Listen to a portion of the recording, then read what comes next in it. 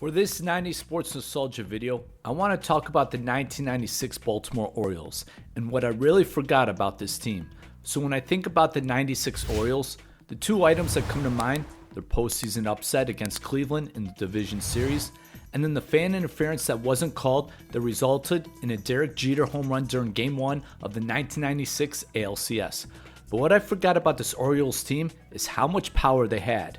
So, in 2018, I saw a graphic similar to the one that you're looking at now about the most team home runs in a season, as the 2018 Yankees broke that record. Then later on in 2019, the Twins, they would get the top spot. But anyways, on this graphic, the 97 Mariners being second didn't surprise me, but seeing the 1996 Orioles on this list did surprise me, as I would have guessed that other teams like Seattle, Cleveland, Texas, or even perhaps the Colorado Rockies, who didn't have a DH at the time, would be the 1996 team on this list. But in reality, the 96 Baltimore Orioles were fourth on that list and actually broke the team home run record that stood for 35 years. Now I could recall many of the names, but the numbers weren't quite adding up in my mind, so I had to go back and check it out on Baseball Reference. So to begin at catcher was Chris Hoiles, who had 25 home runs and was one of the better power hitting catchers in the 90s. Then at first base was Rafael Palmeiro, who had 39 home runs. I get my Palmeiro years mixed up between Texas and Baltimore, but this home run output, I knew Palmeiro had to be on this 96 Orioles team. Next at second base was Roberto Alomar, who had 22 long balls in 1996. Now remember Alomar signing with Baltimore after Toronto, as he was never known as a power hitter with the Blue Jays, but I remember Alomar increasing his home runs slightly with Baltimore and then with Cleveland, but home runs were increasing for everyone beginning in 1993. Then at shortstop was Ripken Jr., not quite the time where he'd moved to third base, but anyways, I would have never guessed that Ripken hit 26 home runs in 1996.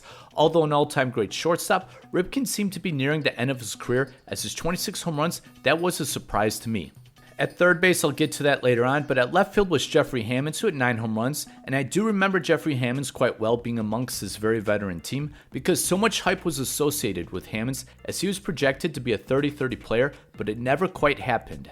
Playing center field for the 96 Orioles was Brady Anderson, as this season for Anderson really came out of nowhere and was very unexpected. Right field I'll get to later on, but I'd also like to mention that DH was Eddie Murray, who was acquired during the season, hitting 10 home runs in 64 games, then playing against his former team in Cleveland in the ALDS. So, these were the names I was able to remember about the 96 Orioles.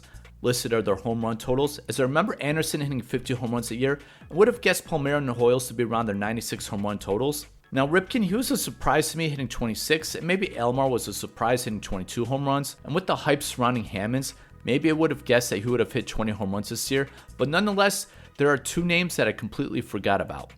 First was BJ Surhoff, playing third base in 1996, as he had 21 home runs this season. I never would have guessed that Surhoff had a 20 home run season, and maybe that's because I remember his stats so well in Milwaukee, as he never hit double-digit home runs while with the Brew Crew.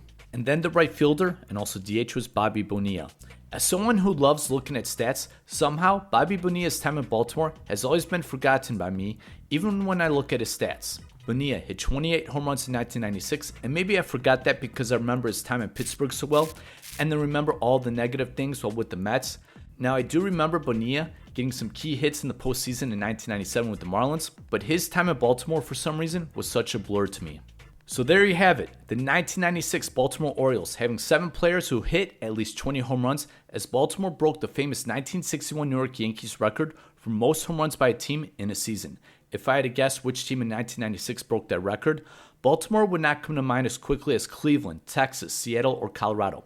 But in reality, Baltimore broke a team home run record, and as someone who loves stats and records, I had no idea about it at the time.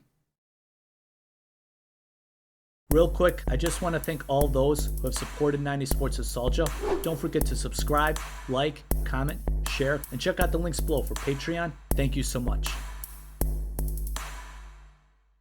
The 1996 Baltimore Orioles and their home run record.